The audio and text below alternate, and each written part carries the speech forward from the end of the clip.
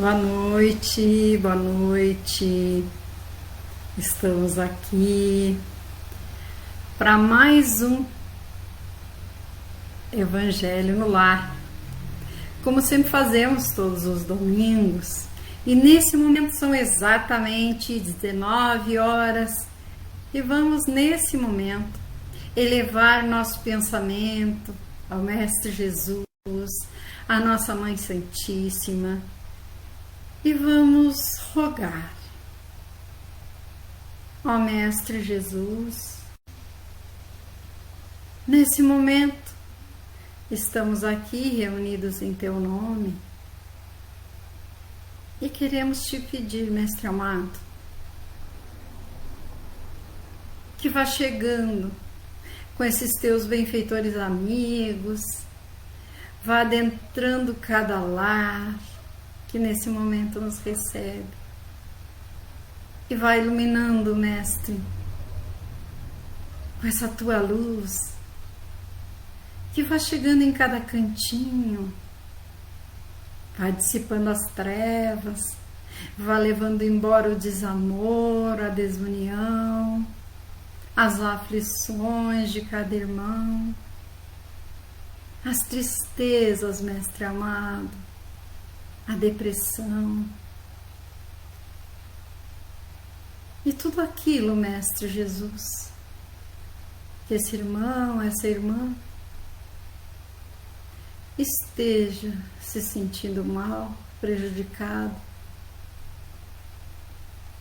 Dá a luz que vai levar a solução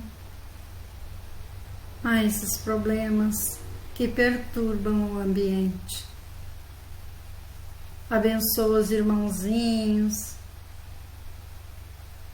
que estão nesse lar, atrapalhando a vida de cada um. Abençoa eles e leva contigo, Mestre amado, permitindo assim que cada irmão possa viver em paz com seus familiares, com seus amores. Ó Mestre, te rogamos por todos aqueles que se encontram enfermos, seja do corpo, seja da alma, que possam ser colocados os medicamentos espirituais, invisíveis, nessas águas postas para te esperar, Mestre Jesus. Tu, que és o médico dos médicos. E por isso te agradecemos e a esses benfeitores amigos, por todas essas bênçãos que sabemos estão sendo derramadas desde este momento até o final do nosso Evangelho no Lar.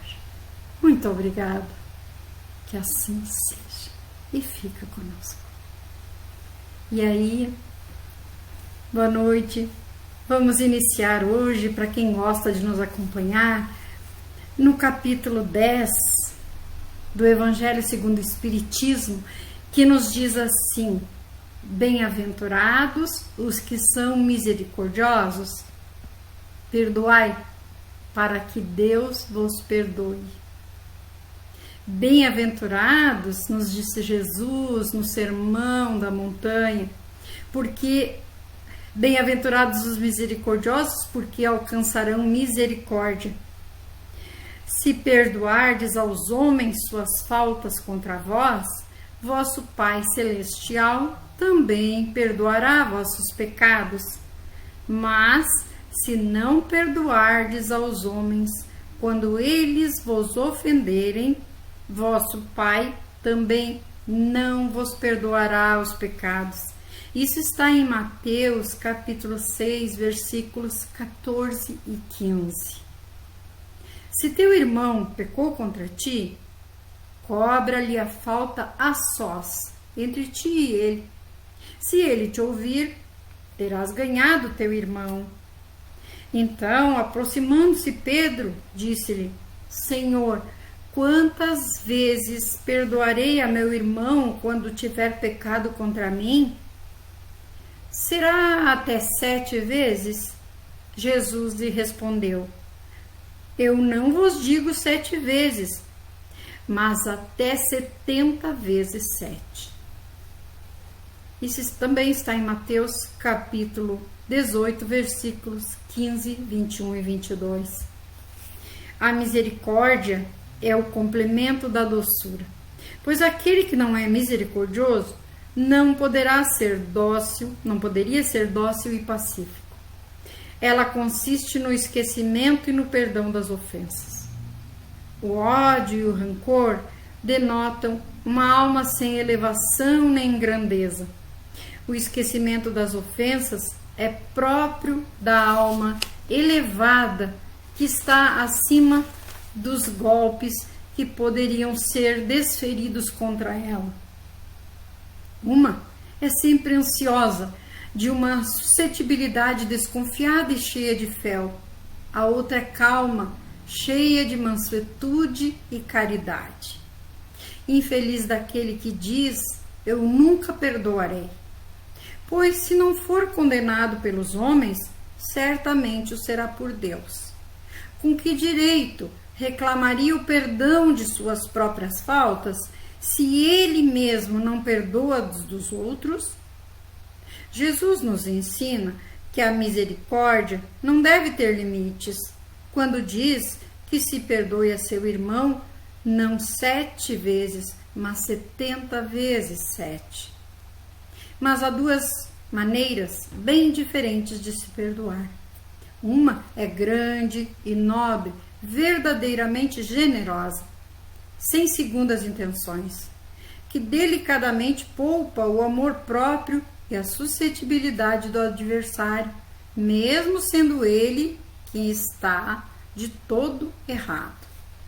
Já a segunda, pela qual o ofendido ou aquele que julga sê-lo impõe ao outro condições humilhantes. Ele faz sentir o peso de um perdão que irrita, ao invés de acalmar. Se ele estende a mão, não é com benevolência, mas com ostentação, só para poder dizer a todo mundo: vê quanto sou generoso. Em tais circunstâncias, é impossível que a reconciliação seja sincera de ambas as partes. Não é aí que está a generosidade. Esta é uma maneira de satisfazer o seu orgulho. Em toda contenda, aquele que se mostra mais conciliador, que prova maior desinteresse, caridade e verdadeira grandeza de alma, este sempre contará com a simpatia das pessoas imparciais. E aí está o ensinamento do Mestre Jesus para nós.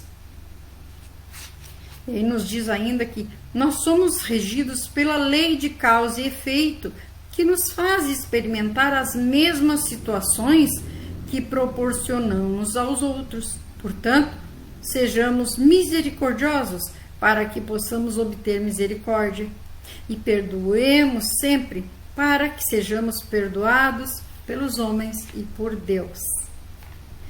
E por que os misericordiosos obterão misericórdia? Porque somos regidos pela lei de causa e efeito, estabelecida pela sabedoria divina. Assim, do modo como agirmos para com os outros, do mesmo modo agirão para conosco. Sendo Deus a suprema misericórdia, quem não for misericordioso estará em sofrimento por contrariar sua lei. Como se aplica a lei de causa e efeito no caso do perdão? Somente perdoando aos homens é que obteremos o perdão de Deus. Porque Deus nos criou para sermos felizes, e onde há ódio, não existe felicidade. Quem não perdoa não consegue ser feliz. E que atitude devemos tomar quando formos ofendidos por alguém? Nós devemos procurá-lo em particular para esclarecer a situação e buscar o entendimento, pondo assim um fim na discórdia. Se contra vós pecou vosso irmão, e de fazer-lhe sentir a falta em particular, sozinho com ele. De acordo com os ensinamentos de Jesus, até quantas vezes devemos perdoar ao irmão que nos ofende? Não há limite para o perdão, porque Jesus nos ensina a perdoar sempre. E o maior exemplo ele nos deu na cruz, pedindo que o Pai perdoasse os irmãos, não é mesmo? Dizendo que aqueles que o estavam crucificando não estavam sabendo o que faziam. Jesus nos ensina que a misericórdia não deve ter limites, quando diz que cada um perdoe seu irmão não 7 vezes, mas 70 vezes 7 vezes. Ou seja, ilimitadamente. No esquecimento e no perdão das ofensas recebidas, atitudes próprias da alma elevada que paira acima dos golpes que lhe possam desferir. E é toda calma, mansidão e caridade. A misericórdia é o complemento da brandura, porquanto aquele que não for misericordioso não poderá ser brando e pacífico. Quais as características de um espírito que não perdoa as ofensas recebidas? Este espírito é sempre ansioso, de sombria suscetibilidade, ressentindo-se por tudo e cheio de amargura. Ele vê no próximo um inimigo, nunca um irmão. Lembremos-nos de que o agressor sempre tem razão. Se demos motivo, é justo que se ressinta. Se não demos, é um infeliz que Deus confia ao nosso amparo. Ou seja, vamos aprender com esses nossos irmãos que nos dificultam a caminhada. Para que haja o perdão verdadeiro, basta nos dizer que perdoamos? Não. O perdão verdadeiro não é o dos lábios, mas o do coração, nobre e generoso, sem pensamento oculto, que evita com delicadeza ferir o amor próprio e a suscetibilidade do adversário, ainda quando este adversário nenhuma justificativa possa ter. Ou seja, quando esse nosso adversário realmente está totalmente errado, né? É vergonhoso buscar a conciliação e a paz perdoando a quem nos ofende? Não, claro que não. A lição de hoje nos ensina que em qualquer desentendimento, o espírito mais elevado mostra-se mais conciliador e com essa atitude obterá sempre a simpatia das pessoas de bem e as graças de Deus. Achamos difícil perdoar, porque somos ainda almas inferiores, distanciadas de Deus, que aguarda compassivo nossa decisão de cumprir sua lei de amor. Nós somos pequenos, por isso que para nós muitas vezes é tão difícil, porque nos colocamos na nossa pequenez em lugares de vítima. Muitas vezes até somos, mas tudo tem um porquê. Porque Deus não erra nunca. E sempre é para que aprendamos algo. E aí nos diz o Evangelho: reconciliar-se com seus adversários. Reconcilia-te o mais cedo com teu adversário, enquanto estás a caminho com ele, a fim de que teu adversário não te entregue ao juiz e que o juiz não te entregue ao ministro da justiça e que não sejas aprisionado. Eu te digo, em verdade, que não sairás de lá até que tenhas pago o último cêntimo. Mateus, capítulo 5, versículos 25 e 26. Na prática do perdão e na prática do bem em geral, mais do que um efeito moral, há também um efeito material. A morte, já se sabe, não nos livra de nossos inimigos, porque os espíritos vingativos muitas vezes perseguem além do túmulo através do seu ódio, aqueles contra quem conservaram rancor. Por isso, o provérbio que diz: morto o cão, morto o veneno, é falso quando aplicado ao homem. O espírito mau espera que aquele a quem quer o mal esteja preso ao seu corpo, para que, estando este menos livre, possa atormentá-lo mais facilmente e atingi-lo em seus interesses ou em seus afetos mais caros.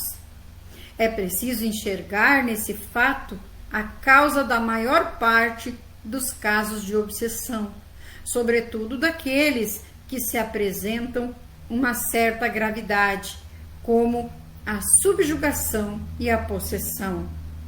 O obsidiado e o possesso são, portanto, quase sempre vítimas de uma vingança anterior, a qual provavelmente deram espaço devido à sua conduta. E Deus o permite para puni-los do mal que eles mesmos fizeram, ou, se não o fizeram, por terem faltado com indulgência e caridade, não perdoando. Do ponto de vista de sua tranquilidade futura, importa, pois, reparar o mais depressa possível os erros que se cometeu para com seu próximo, e também perdoar os seus inimigos, a fim de extinguir antes de morrer todo motivo de dissensões, toda causa fundada de animosidade ulterior. Por esse meio, de um inimigo encarnado nesse mundo, pode-se fazer um amigo no outro. Ao menos, fica-se do lado do justo direito, e Deus não deixa o que perdoou servir de alvo à vingança. Quando Jesus recomenda que se reconcilie o mais cedo possível com seu adversário, não é apenas para apaziguar as discórdias durante a existência atual, mas para evitar que elas se perpetuem nas existências futuras. Não sairá dela, diz ele, até que tenhas pago o último ceitil. Quer dizer, satisfeito completamente a justiça de Deus. Claro, né, queridos irmãos, queridas irmãs, o espírito livre do corpo muitas vezes causa turbulência no lar, discórdia, separações, muitas brigas, e quem não sabe acha que aquilo é provocado por eles mesmos, mas não. Na maioria das vezes tem os irmãozinhos fazendo a parte deles ali para provocar essa discórdia, para provocar a infelicidade daqueles que ali residem. Então, por isso que é muito importante que não saiamos dessa encarnação com mais inimigos, porque certamente nós deixamos em outras encarnações, até pela nossa evolução espiritual, inimigos. Então, por isso que dizemos, por isso que o Evangelho nos fala dos inimigos ocultos. Por causa disso, porque nos nossos lares os irmãozinhos vêm nos visitar, andam por aí, eles têm tempo, e se não podem nos atingir, muitas vezes atingem os nossos amores. E isso nós não queremos, não é mesmo? E aí diz assim o nosso orientador, que sempre nos acompanha: o que devemos entender pela expressão usada por Jesus, reconciliai-vos, enquanto todos estáis a caminho? Jesus quis dizer que devemos nos reconciliar com nossos adversários enquanto estamos vivendo lado a lado, na condição de espíritos encarnados. Somente assim aproveitaremos as oportunidades que a misericórdia de Deus nos concede de repararmos as faltas cometidas contra nossos irmãos em encarnações passadas. Olha aí que falávamos. Muitas das inimizades de hoje são frutos de malquerenças passadas que nos compete superar pelo perdão e pela conciliação. A que prisão se refere Jesus quando diz: reconciliai-vos para que não sejais metido em prisão? A prisão de que Jesus fala é a situação de sofrimento e aflição experimentada pelo espírito quando, por orgulho e vaidade, não perdoou e nem se reconciliou com seu adversário. Somos os carcereiros da nossa própria prisão, e a chave que nos liberta é o perdão, a conciliação com o adversário. Como interpretar a frase: digo-vos em verdade que daí não saireis, enquanto não houverdes pago o último ceitil? Que seremos libertados da prisão que nós mesmos criamos, pelo orgulho e vaidade, quando houvermos perdoado nosso inimigo e reparado todos os males que lhe causamos. A justiça divina estabelece que toda falta seja reparada. Portanto, só estaremos realmente livres quando a menor dívida contraída para com o próximo for resgatada. A morte nos livra dos nossos inimigos? Olha que falávamos. Não. Os espíritos vingativos perseguem muitas vezes com seu ódio no além-túmulo aqueles contra os quais guardam rancor. O provérbio morto, animal morto, veneno, torna-se falso quando aplicado ao homem. Como age o espírito mau para com o inimigo encarnado? O espírito mau espera que o outro, a quem ele quer mal, esteja preso ao seu corpo e assim menos livre, para mais facilmente o atormentar, ferir em seus interesses ou nas suas mais caras afeições. Quem nunca ouviu algum irmão, alguma irmã comentar assim: ai, parece que tudo dá errado, eu toco a mão, dá errado. E muitas vezes nós podemos ajeitar isso com as nossas orações, com as nossas atitudes no bem. Porque muitas vezes temos esses irmãozinhos que são nossos inimigos junto a nós. Então, o que eles puderem fazer para prejudicar-nos, eles farão com certeza. Até porque nós não os vemos, a menos que sejamos médium videntes, já falamos aqui, né? Então, vamos orar e vigiar. Vigiar o quê? Os nossos pensamentos. Vamos procurar ter atitudes no bem, porque daí aquele irmãozinho, aquele nosso inimigo que está conosco, vai ver que nós queremos o bem, que estamos querendo nessa encarnação acertar. Não estamos querendo prejudicar ninguém. E aí muitas vezes eles acabam sendo nossos amigos. Mas nós é que conquistamos isso, com certeza. Porque isso é individual, é de cada um. Não adianta ficarmos orando pelo nosso irmão se o nosso irmão tem atitudes no mal. E aí ele está atraindo esses irmãozinhos. Até aqueles muitas vezes que não são inimigos, mas como eles andam vagando por aí, eles chegam e ficam ao lado daquele que tem as energias, afinidades, vamos dizer assim. Então, por isso é importante orar e vigiar. O obsediado e o possesso são, pois, quase sempre vítimas de uma vingança cujo motivo se encontra em existências anteriores e a qual o que a sofre deu lugar pelo seu proceder. Por que permite Deus que tais vinganças ocorram? Para que a pessoa tenha a ocasião de expiar o mal praticado ou de se reabilitar com relação às atitudes do passado, através das quais tenha faltado com a indulgência, a caridade e o perdão. Somos sempre julgados segundo nossas ações. Assim, experimentaremos sempre as situações boas ou más que houvermos propiciado aos outros. Então, se é assim, se nós vamos passar pelas situações que nós proporcionarmos aos nossos irmãos, então vamos sempre fazer o bem para que isso retorne, não é mesmo? Fazer de coração. Como devemos tratar nossos adversários se quisermos assegurar a tranquilidade futura?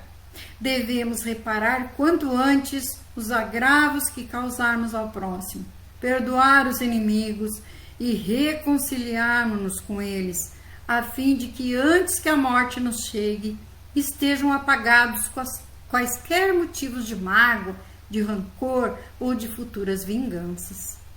Por essa forma, de um inimigo encarnado nesse mundo, pode-se fazer um amigo no plano espiritual.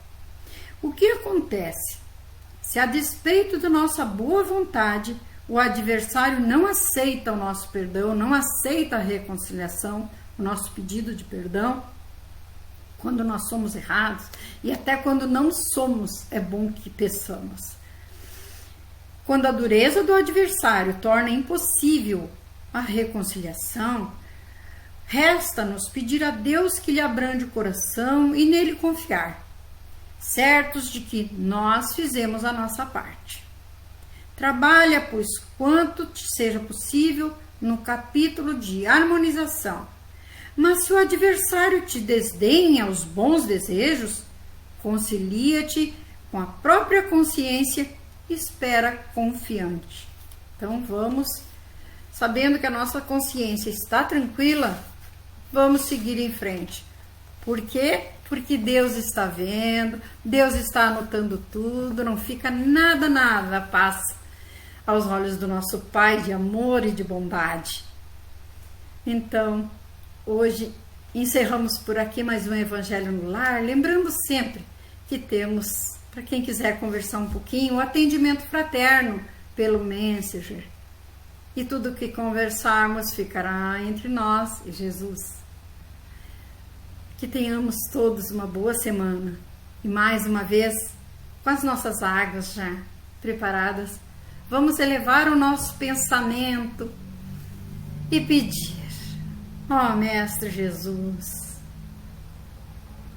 abençoa cada um, conforme a sua necessidade ou seu merecimento. Aquele irmão que está aflito nesse momento, Mestre amado, que a tua calma, a tua paz, a serenidade vá adentrando pela mente e coração. Ó Mestre, que a tua luz ilumine o caminho de cada irmão e que todo aquele que nesse lar que te recebe nesse momento, que nesse lar entrar, sinta-se bem melhor ao desse lar sair. Que esse irmão possa sentir a tua doce e humilde presença, que sinta o teu amor emanando dos corações. E que nós, Mestre Jesus, possamos ser os instrumentos da tua vontade, da alegria no nosso lar, no ambiente de trabalho. Ó Mestre, auxilia cada irmão que nesse momento está aflito, seja por se encontrar em dificuldades espirituais ou dificuldades materiais, financeiras. Dá o alento da tua paz, do teu amor. Dá a coragem, a perseverança para seguir em frente, sabendo que para ti, Mestre amado, nada é impossível. Que só precisamos confiar, orar, rogar a ti, Mestre, que o auxílio vem. Dá esperança a todos os enfermos. E que todos aqueles irmãos que não têm um lar para voltar, encontrem uma mão estendida em sua direção. Porque tu, Mestre amado, jamais nos abandona. E te rogamos, ilumina o caminho, a nossa semana, que possamos todos estar em paz. Muito obrigada a ti e a esses benfeitores, trabalhadores incansáveis da tua seara, que te acompanham sempre e que estão conosco todos os domingos. Obrigada pelo medicamento colocado nas nossas águas, que possamos ao final beber com fé e receber essas bênçãos. Muito obrigada, que assim seja. Um beijo no coração. Até o próximo domingo, se Deus permitir. Que assim seja.